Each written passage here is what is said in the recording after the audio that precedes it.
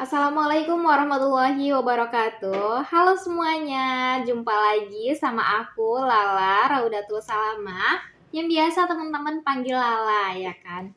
Nah teman-teman, gimana nih kabarnya semuanya? Semoga sehat selalu ya. Di kesempatan kali ini seperti biasa, kita bakal membahas tentang seputar ekonomi. Tapi di kesempatan ini kita bakal bahas tentang permintaan dan penawaran atau demand and supply gitu kan biasanya teman-teman kenalnya. Nah teman-teman, sebelum mulai ke materi pembelajaran, aku bakal nyampein apa sih tujuan pembelajaran kita pada hari ini. Jadi tujuan pembelajaran kita pada hari ini yang pertama yaitu teman-teman mengerti atau dapat menentukan pengertian dari permintaan dan penawaran. Lalu yang kedua, teman-teman dapat menentukan hukum dari permintaan dan penawaran. Dan yang ketiga, teman-teman dapat memahami kurva permintaan dan penawaran. Wah, mudah-mudahan teman-teman nanti dapat ya apa tujuan dari pembelajaran kita pada hari ini gitu. Jadi teman-teman bisa dulu menyiapkan bukunya atau alat tulisnya gitu. Sembari nanti mencatat apa yang saya sampaikan gitu. Oke, ini ada gambar apa nih? Ada gambar orang lagi jualan gitu ya. Terus teman-teman pernah kepikiran nggak sih kenapa sih kok ada yang namanya harga gitu? Terus kenapa ya kok terciptanya harga gitu? Jadi for your information semuanya, harga dari sebuah barang dan jasa terbentuk dari proses permintaan dan penawaran gitu. Jadi kalau nggak ada permintaan dan penawaran nggak bakal ada harga gitu. Jadi harga itu tercipta dari penawaran dan permintaan. Lalu apa ya pengertian permintaan dan penawaran? Oke, langsung kita bahas.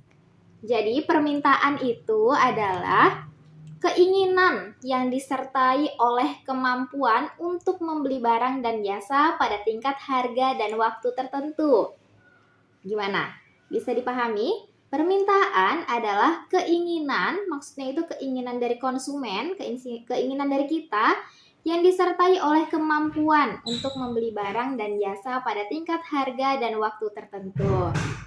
Lalu, yang kedua yaitu ada penawaran.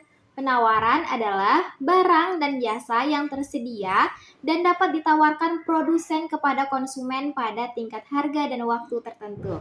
Wah, gimana nih? Udah pada paham belum ya apa pengertiannya? Apa ya perbedaan permintaan dan penawaran? Udah paham ya? Jadi kalau permintaan itu adalah keinginan kita dari konsumen, sedangkan penawaran itu adalah barang yang ditawarkan oleh produsen kepada konsumen. Kayak gitu teman-teman. Oke, next ya. Lalu, bagaimana sih hukum permintaan dan penawaran? Ternyata permintaan dan penawaran ini ada hukumnya, teman-teman. Oke, kita bahas ya tentang hukumnya. Oke, kita bahas tentang hukum permintaan dan penawaran. Nih, bisa dilihat teman-teman ada gambar orang lagi apa nih? Orang lagi shopping, ya betul banget. Orang lagi belanja ya, shopping QQ gitu. Jadi teman-teman, kalau kita berbicara tentang permintaan, maka kita melihat dari sisi konsumen atau pembelinya. Yaitu kita ya, kita kan sebagai pembeli, kita kan sebagai konsumen gitu ya, karena kita pasti membutuhkan barang gitu, membutuhkan barang untuk memenuhi kebutuhan kita gitu.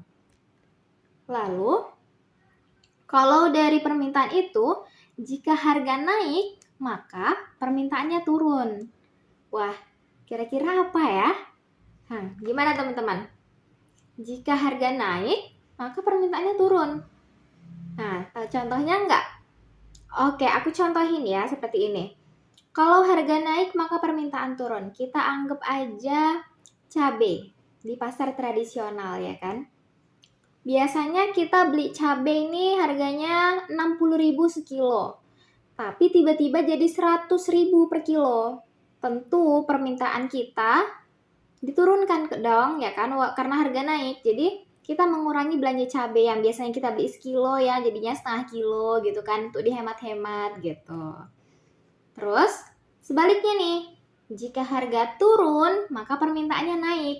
Sama kayak cabai tadi. Kalau harga cabainya turun, maka orang berbondong-bondong dong untuk beli cabai.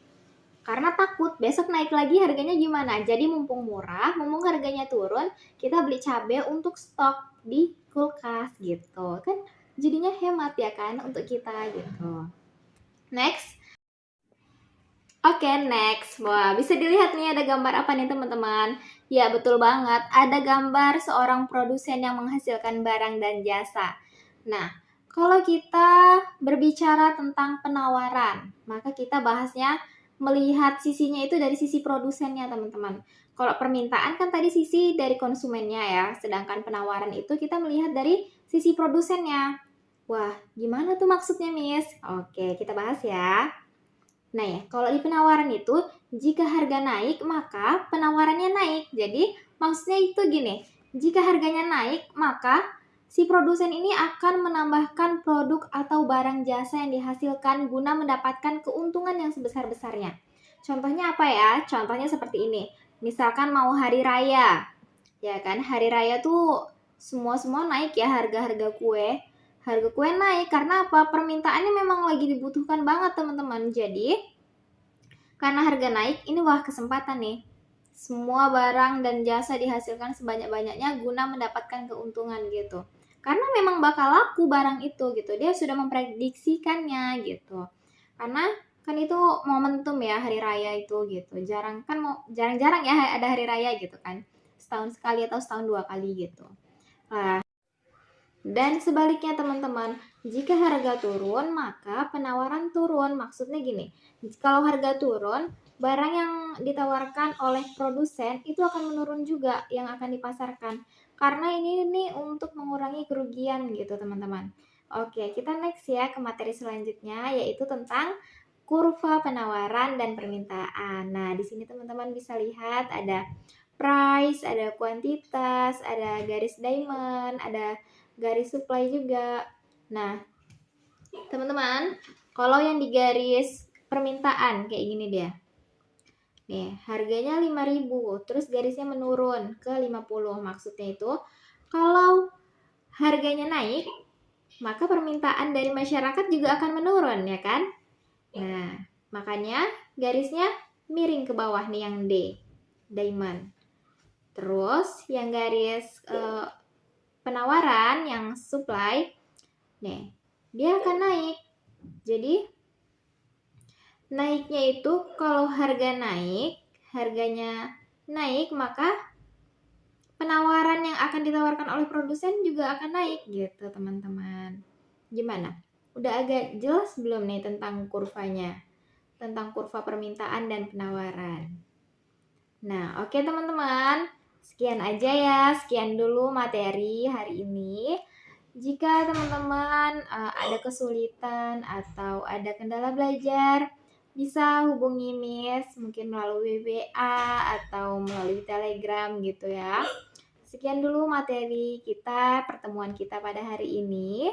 Saya akhiri, wassalamualaikum warahmatullahi wabarakatuh. See you.